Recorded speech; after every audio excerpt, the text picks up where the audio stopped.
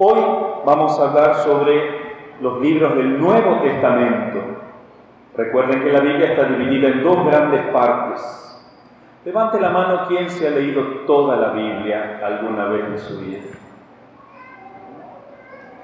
Pocas manos. Levante la mano quien ha leído, aunque sea el Nuevo Testamento, los 27 libros. Ya hay más manos. Levante la mano quien ha leído, aunque sea los 4 evangelios que narran la vida de Cristo. Bueno, espero entonces que con esta clase se animen a leer la Biblia, así como vemos novelas, series en ese Netflix, etc. No es que no hay tiempo, pero hay que tener amor a la Sagrada Escritura. De estos 27 libros podemos dividirlo en 3 grandes secciones. Los libros históricos, podríamos decir, o sea, los 4 evangelios y los hechos de los apóstoles. Luego los libros sapienciales o de sabiduría, que son las cartas de San Pablo y las cartas católicas. 14 cartas de San Pablo y 7 epístolas o cartas católicas. Y la última sección, los libros proféticos, que en este caso es uno solo, el Apocalipsis. Entonces, una breve idea de cada uno de estos 27 libros. Primero están los 4 evangelios. Los 4 evangelios en toda la Biblia son los más importantes, son el corazón de la Biblia, porque ellos nos narran la vida y la muerte y la resurrección de nuestro Señor Jesucristo. Son los que más tenemos que leer, y de hecho, si ustedes vienen a misa, todos los días se lee el Santo Evangelio, ya sea de un evangelista o de otro, son 4. Se van turnando los evangelistas durante el año: San Mateo, San Marcos, San Lucas y San Juan. San Mateo, que es el primer evangelio, San Mateo era uno de los 12 apóstoles. Y él fue el primero que escribió. Primero él predicaba, porque Cristo no dijo, vayan a repartir Biblias en las casas. No, Cristo dijo, vayan y prediquen. Entonces, Mateo toda su vida predicó lo que él aprendió de Cristo. Pero en un momento el Espíritu Santo le inspiró que escriba un pequeño libro, porque es pequeñito, con una síntesis de lo que él predicaba, del evangelio que él predicaba. Algunos dicen que lo escribió en arameo o en sirio, probablemente lo puede haber escrito en griego también. Nosotros la copia que tenemos es del evangelio en griego. ¿Qué quería San Mateo demostrar con su prédica? Él quería demostrarle a los judíos que Jesús era el Mesías prometido. Y por eso, si ustedes se ponen a leer el Evangelio, van a ver cómo San Mateo constantemente compara a Cristo con el Antiguo Testamento, que las profecías del Antiguo Testamento se cumplen en Cristo. Y no solo eso, sino que Cristo es como Moisés y más grande que Moisés. Recuerden, por ejemplo, que Moisés es criado en Egipto. También Cristo se va a mudar a Egipto por unos años cuando Herodes lo quiera matar en Belén. Moisés estuvo 40 días en el monte Sinaí. También Jesús va a ir 40 días al desierto. Moisés con el pueblo cruzó el Mar Rojo. Cristo también va a entrar en el río Jordán a instituir el bautismo. a santificar las aguas para luego crear el sacramento del bautismo. Moisés subió al monte y recibió las tablas de la ley. Cristo también sube a un monte y de allí Él va a dar una nueva ley. Perfeccionando la antigua ley de Moisés, Él la va a llevar a su plenitud. Entonces, Mateo le dice a los judíos: crean en Cristo, en Él se cumplen las promesas, Él es el nuevo Moisés. El mismo Moisés dijo que vendría un gran profeta como Él. Eso es Mateo. Marcos es el evangelio más chiquitito. En menos de una hora lo pueden terminar de leer. San Pedro lo llama mi hijo, lo que hace suponer que San Pedro lo bautizó a San Marcos. San Marcos lo acompañó a San Pedro, también lo va a acompañar a San Pablo en sus viajes apostólicos. Por eso los primeros cristianos decían que San Marcos había escrito ese evangelio pequeñito de lo que él escuchaba a San Pedro, cómo San Pedro predicaba. San Marcos escribió lo que el primer papa decía. Por eso podríamos decir que es el evangelio de San Pedro. ¿Cuál es el fin que se propone San Marcos en su evangelio? Tiene como dos partes. La primera parte, si ustedes la leen, se habla de muchos milagros, expulsa a los demonios. La primera parte. La segunda, ya como que desaparecen los milagros y ya comienza Cristo a predicar más. Nos enseña más las prédicas de Cristo, nos trata de hacer comprender quién es Cristo y cómo Él tiene que sufrir. Y nosotros también.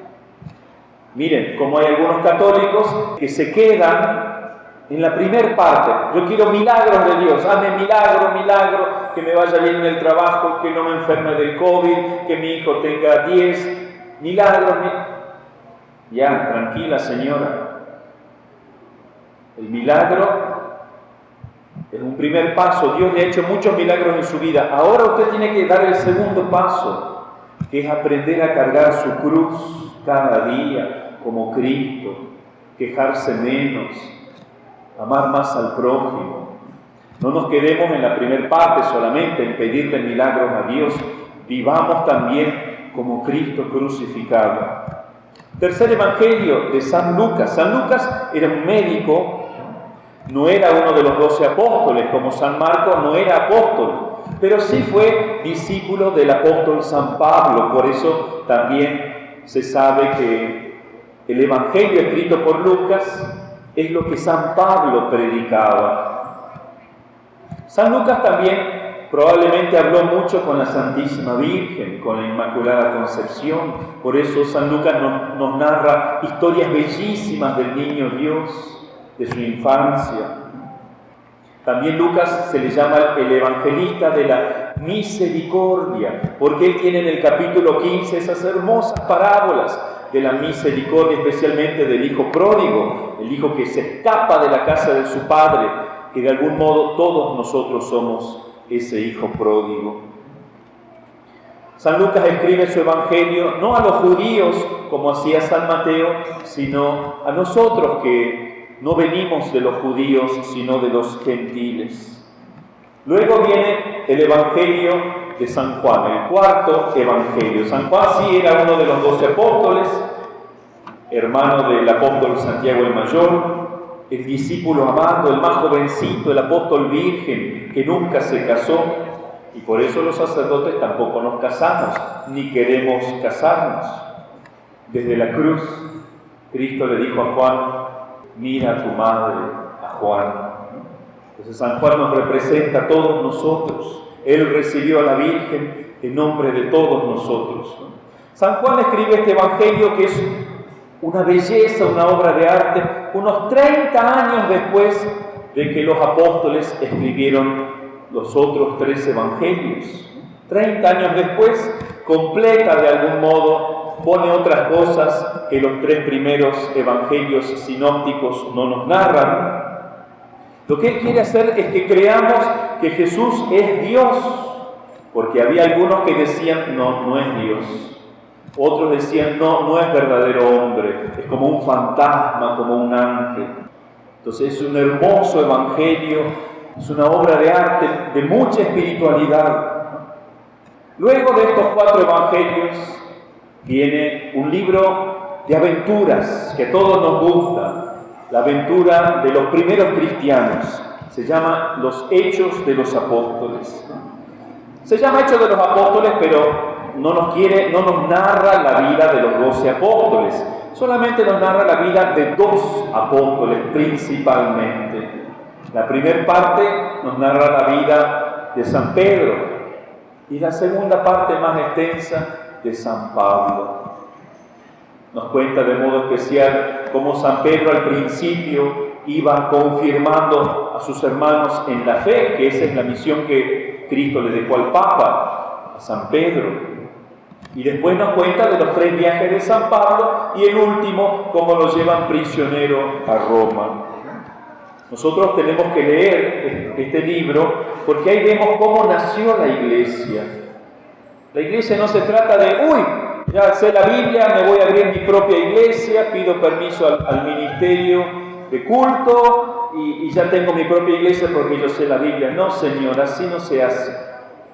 La iglesia tiene que venir de los apóstoles, tiene que ser fundada por los apóstoles, no por usted, aunque se sepa de memoria la Biblia. ¿Quién es usted? ¿Quién le ha dado autoridad a usted? Pues es importante eso. Uno aprende eso leyendo el libro de los Hechos de los Apóstoles. Luego vienen las hermosas cartas de San Pablo. San Pablo primero se llamaba Saulo, era judío y odiaba a los cristianos, a los católicos.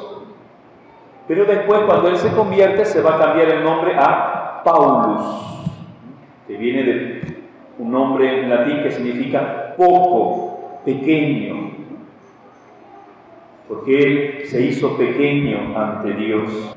Nació probablemente el mismo año que Cristo nació, o en esa época, aunque nunca lo conoció a Cristo en su vida terrena, pero Cristo después se le va a aparecer varias veces para enseñarle a San Pablo.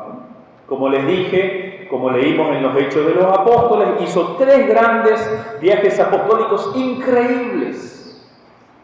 Incansable este hombre predicando, lo querían matar por todas partes, lo apedrearon cuántas veces, lo dejaron medio muerto, y él no frenaba, y engendraba hijos para Dios, fundaba iglesias, y las fundaba bien, ponía un obispo y sacerdotes.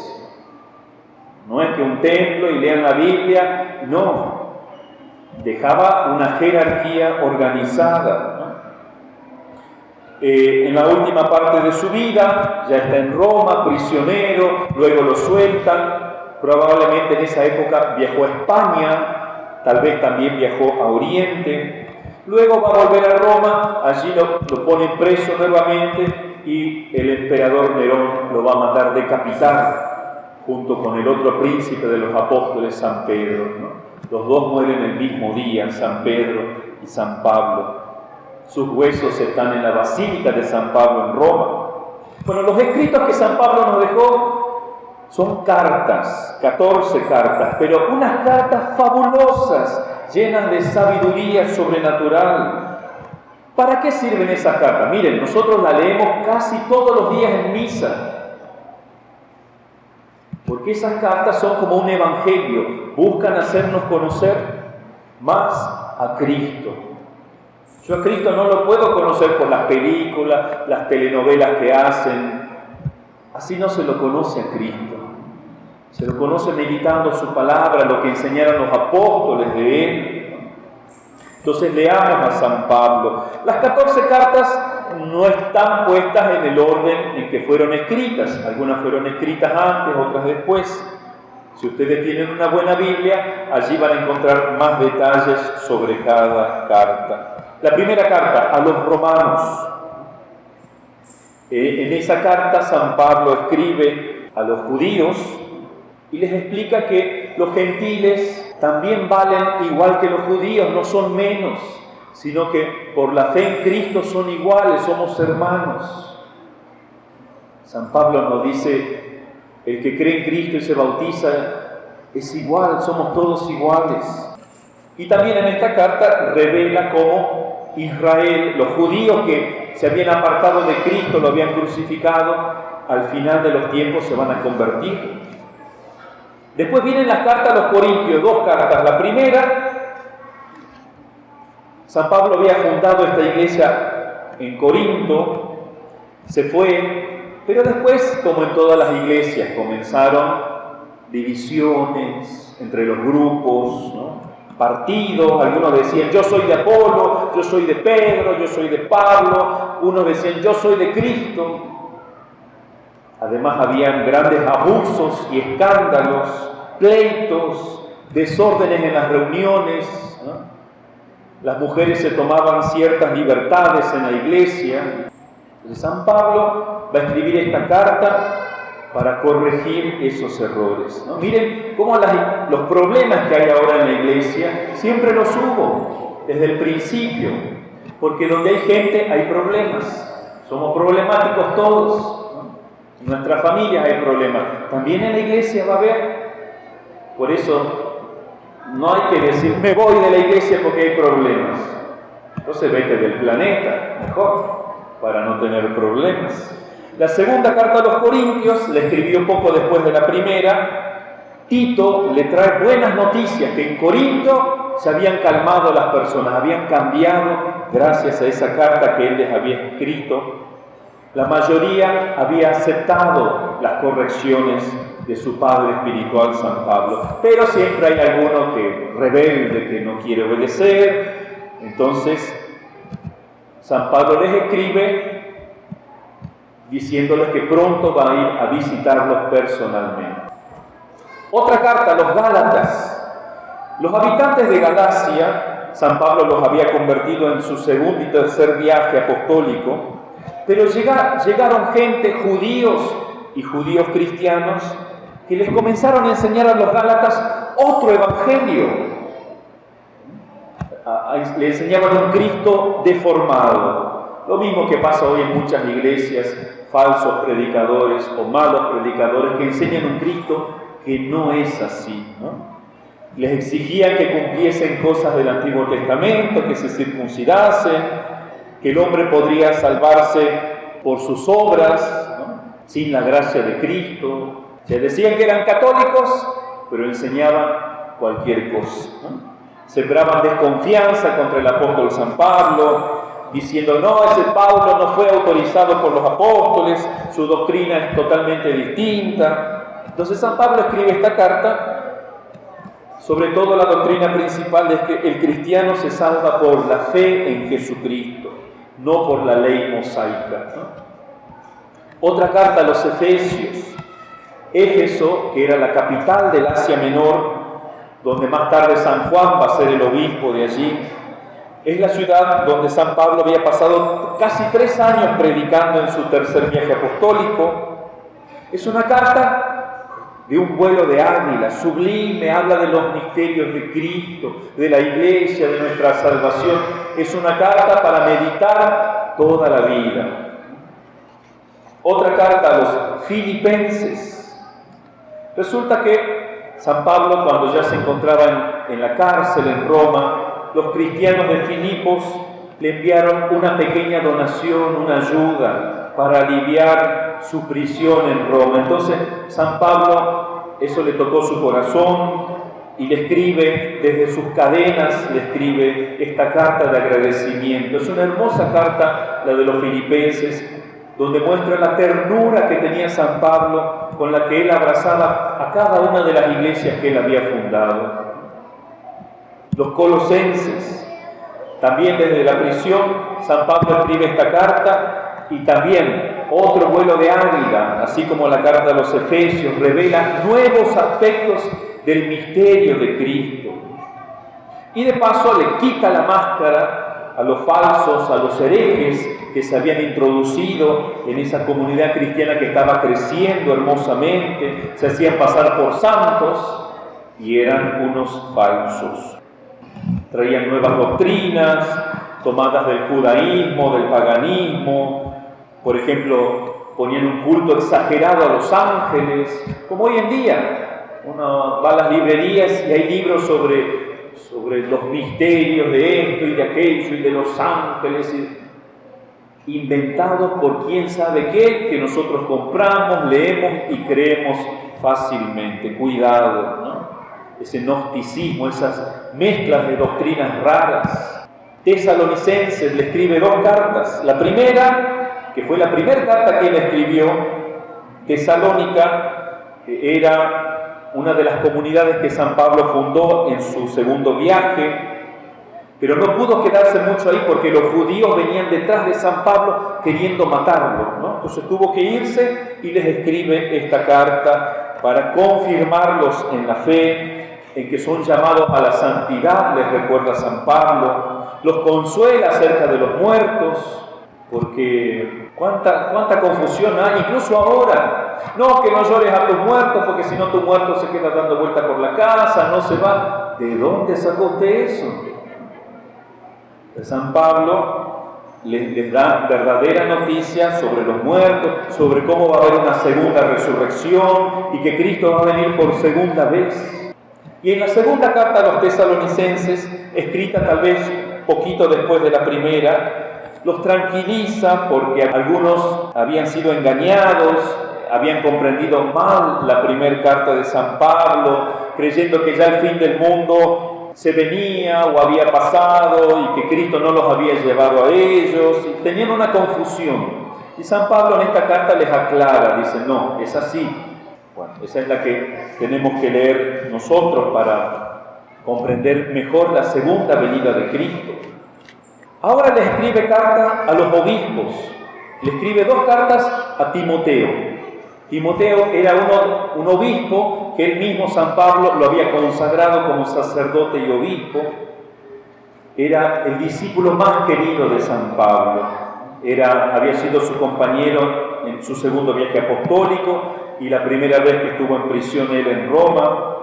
Cuando lo dejaron libre por primera vez en Roma, San Pablo lo llevó al Asia Menor y lo puso a cargo de las iglesias de Éfeso, ¿no? La iglesia de Éfeso.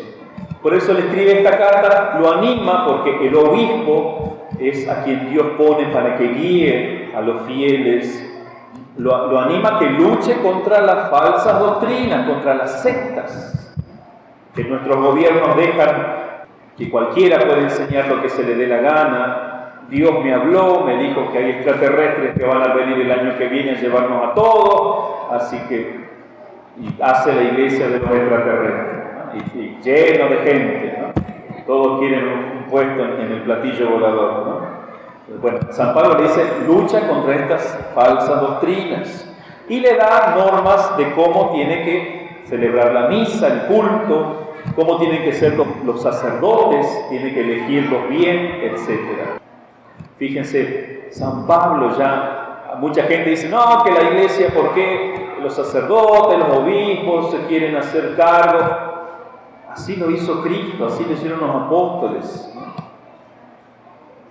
La segunda carta a Timoteo muestra ese amor que él le tiene a este hijo suyo, a Timoteo. Es como el testamento espiritual de San Pablo. San Pablo ya presiente que lo van a matar pronto. Entonces le pide a Timoteo que se venga rápido a Roma, ¿no? Tan rápido como le fuese posible. Y de paso da unos consejos hermosos para que permanezcan firmes en la fe. San Pablo ve con mucho dolor cómo la gente se aleja de Cristo, de la iglesia, la apostasía, que eso hoy en día sigue pasando, tantos católicos que abandonan la fe. La epístola a Tito sigue, que es otro obispo, que era también compañero apostólico de San Pablo y después era obispo en la isla de Creta. Mi hijo querido según la fe le llama San Pablo, porque San Pablo probablemente lo ganó para Cristo, lo convirtió. También esta carta muestra cómo la situación en esa isla era muy triste, ¿no? Los cretenses se entregaban a muchos vicios, mentirosos, eran perezosos, inmorales. ¿Cuántas iglesias católicas, cuántos hermanos están venidos a menos? Se habían infiltrado herejes en esa iglesia.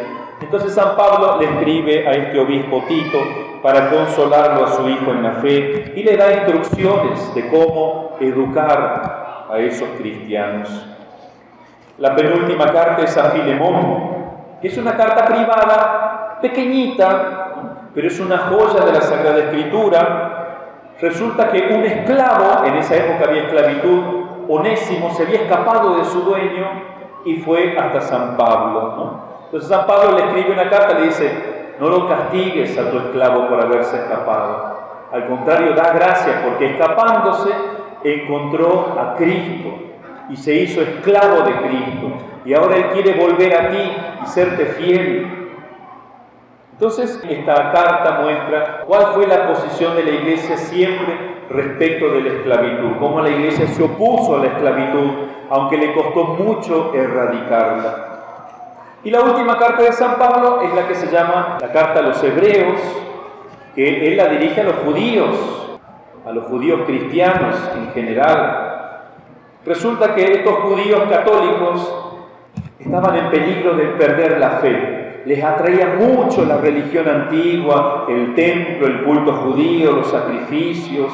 Tenían unas ganas de volverse a su vida antigua, como nos pasa a nosotros a veces.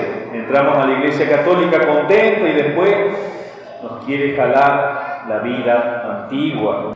San Pablo, con un amor que le tiene a sus compatriotas, les escribe que el Nuevo Testamento, la Nueva Alianza, es mucho más excelente que la antigua, que no se dejen fascinar por todo ese culto antiguo que ya no vale, que pongan su esperanza en Cristo resucitado, que en Él se cumplen todas las promesas.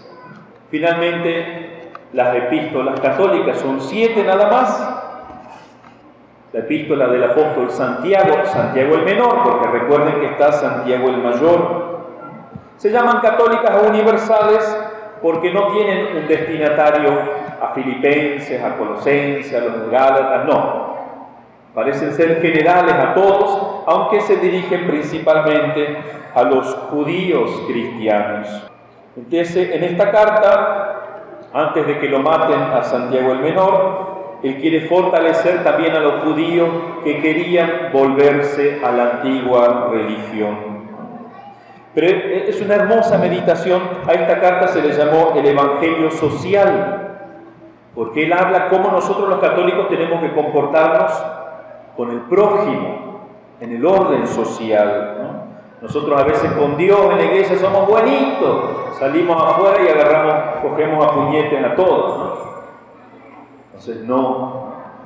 Cartas de San Pedro siguen del primer Papa. Se las escribió probablemente desde su prisión en Roma, antes de que lo maten, lo crucifiquen cabeza abajo. Él dice que está escribiendo desde Babilonia por la corrupción que había en Roma. Pero bueno, ahí Dios le pidió que se quedase, que muriese, y ahí la Iglesia Católica se estableció y se establecieron los papas en Roma, porque ahí están los huesos de San Pedro. Pero no porque estemos ahí, ahora resulta que la Iglesia Católica es la Babilonia, porque está en Roma, ¿no? Está en Roma porque San Pedro y San Pablo murieron allí, los príncipes de los apóstoles.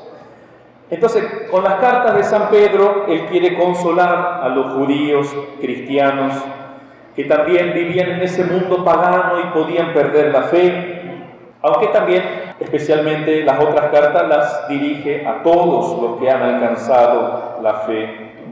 También vemos en esta carta de San Pedro cómo se habían introducido falsos doctores, o sea, falsos maestros de la religión, que abusaban de la grey, que despreciaban la Biblia, ¿no?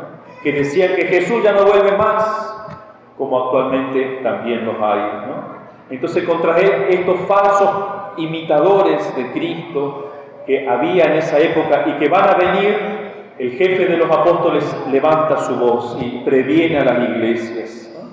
Estas cartas de San Pedro son cortitas, son sus pequeñas encíclicas, pero tienen una doctrina tan preciosa y profecías tremendas.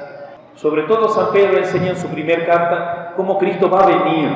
Él dice a los católicos: no se olviden que Cristo viene. Si ustedes se olvidan de eso, ustedes van a ser unos católicos sin fuerza. No van a poder transformar este mundo. sino que ustedes se dejan transformar por este mundo. Quiero el último celular, la tecnología, esto, aquello, la fascinación por el show que nos ofrece, que nos va a salvar la vacuna, nos va a salvar esto. Tenemos que esperar siempre deseosos la segunda venida de Cristo. Y las 3 cartas de San Juan, que son también pequeñitas, muy breves, que le escribió el mismo que escribió el Evangelio y va a escribir el Apocalipsis. Esta carta las dirige él a todas las iglesias del Asia proconsular, de la que él estaba a cargo. Quiere enseñarnos a nosotros temas hermosos sobre la vida espiritual, secretos increíbles que, si ustedes lo leen, van a descubrir. También nos previene contra los herejes, las falsas doctrinas, los prenósticos, los nicolaitas.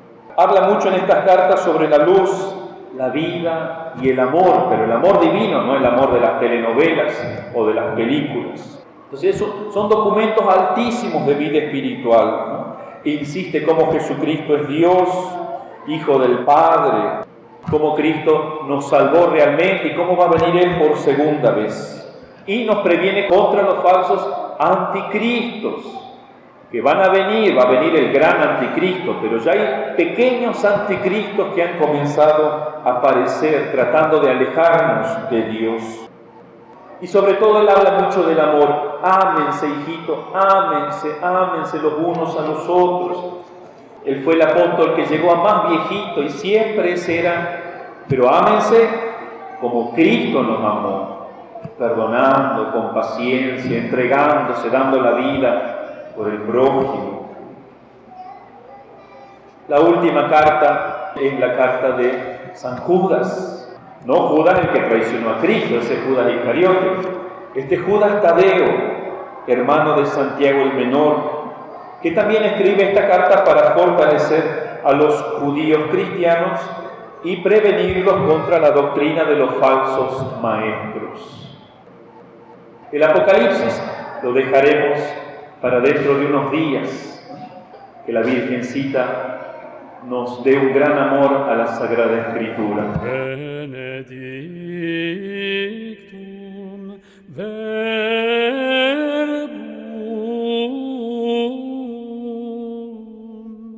quod incarnatum est ex Maria